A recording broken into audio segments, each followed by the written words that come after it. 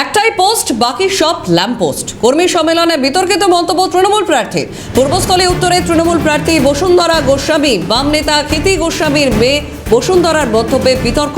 তৃণমূল প্রার্থীর এহেন মন্তব্যে শোরগোল বিরোধী শিবিরেও।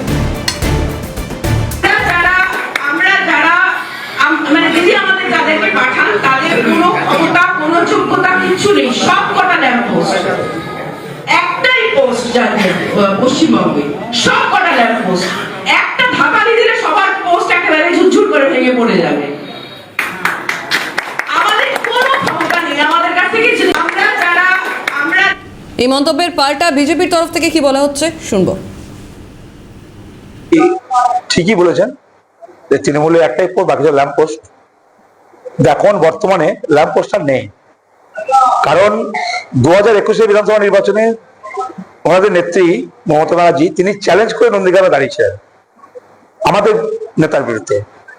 তখন বিরোধী দল ছিল না শুধু নেতা, তো আমাদের নেতা উনি ওনাকে নন্দীগ্রামে হারিয়ে ওনাকে গভর্নমেন্টের মুখ্যমন্ত্রী করেছেন। করার পর উনি এবার সাহস করে নন্দীগ্রামে দাঁড়াবেই বলতে পারছেন না, দাঁড়ালেন না। নন্দীগ্রাম সিটটা উনি অকভার দিয়েছেন বিজেপিকে।